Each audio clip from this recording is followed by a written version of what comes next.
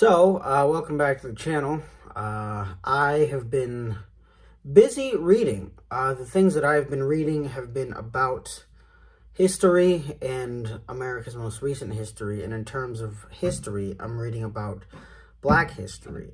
And not necessarily the things that we've learned throughout our schooling. I'm more learning about the things they didn't teach us. The things that they said were not cool or not good or whatever. And I was just like, okay, and we never learned about it. So I'm reading it. I'm also reading a bunch of other books. One of the other books I'm reading is this one, 48 Laws of Power. I got done with the first law 2 days ago. That one was pretty interesting. Basically saying don't outshine your master, or else they could get mad and either just not like you or not want to train you, just anything above that. They had a story about a jester who threw a party for somebody, and that person thought that that party was outshining them, so that person threw the jester in jail, and that was their example for the power. That was a pretty interesting book. I enjoyed it. I'm just more happy that I actually remembered what the main lesson was and what the story they used for it was, because I'm also reading these books to try to help my memory. School is starting in about 2 weeks, I think, and I would like to get my reading comprehension back to up of where it was when I was in like 3rd or 4th grade. I know that sounds kind of crazy, like how high could it have been, but back then I read a lot. Kind of like most people my age. We used to read a lot when we were kids, and now that we've gotten older, we've gotten distracted with the iPhone and the headlines, and we read the headlines, maybe the first, like, fucking, I don't know, six words, and I go, okay, whatever. I've fallen into the habit of reading the headline and then thinking I know what it's about and I know where it's going to lead, so I just end up skipping it. I've tried not to do that. I haven't done that. I didn't do it for the last, like, 5 stories I read on my phone, but yeah. Give me a minute. I'm going to be right back and get the books I'm reading. All right. So, I'm going to go through this one by one, and hopefully you find a book in here that you also would like to read. And if you have read one of these books, let me know what you thought about it. So the first book it's not the first one I picked up. The first one I'm going to show you is this one. I wanted to read this one for a very long time, ever since I first heard it come out. Apparently it's 10 years old, so that's really wild. I thought that this was released like maybe 5 or 7 years ago, but nope, 10. This one is about the, how basically the Jim Crow era, in this era are kind of alike in the sense that this era has adopted Jim Crow laws in the sense of if you go to jail, you can't do a number of things. Whereas if you were black back then, you couldn't do a number of those things, even if you didn't go to jail. And this talks about that through the eyes of maybe an African-American human being. Maybe. An African-American human being. All right, so next one is this one. I will tell you, I go to Barnes & Noble not very often, but when I do, I spend at least $100 there. And that's not good. This one is about the politics of racial representative is killing America's heart. I don't know what it says. How the politics of racial resentment is killing America's heartland. I need glasses. I have not read this one yet, meaning like I haven't opened the book and read the words. I picked this up while I was waiting in line at Barnes & Noble. I saw it and I was like, oh, that looks interesting. And so, yeah, that was cool.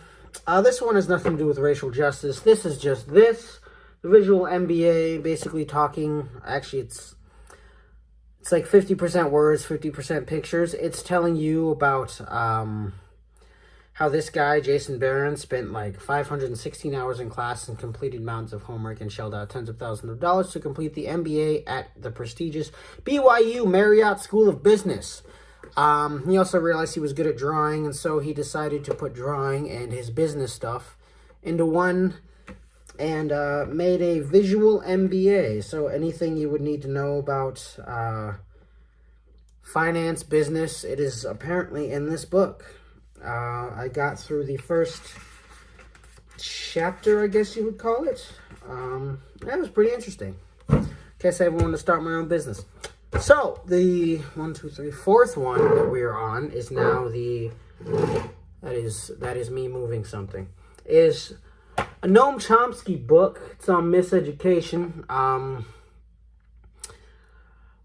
This one is an analysis of schooling that draws upon language of critique and possibility that reclaims the notion of schooling as a public good and a democratic force. At times when teachers, students, and public life in general are under assault by the juggernaut of commodification and capital accumulation, it is crucial that educators, parents, youth, and others be offered a language in which politics, power, justice, and social change become central to any notion of educational reform. So it's basically about educational reform and how education has been used and how it's been formed and all that fun stuff. Can't wait to actually finish the book and see what I pick up from learning it.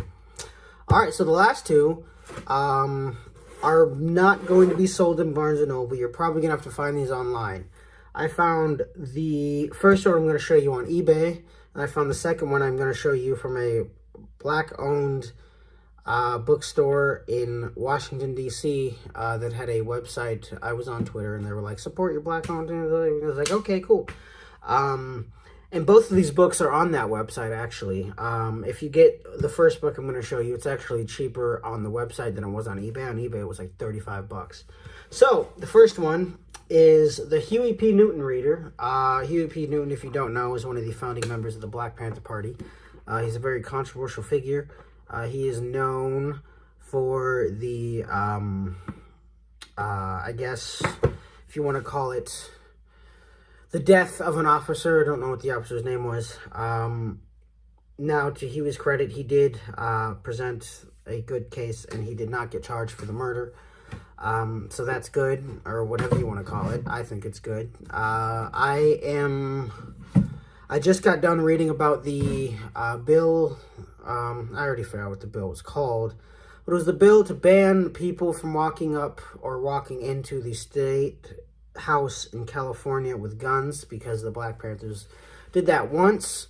And Huey P. Newton says in the book that they did this to spread a message. It was not about violence.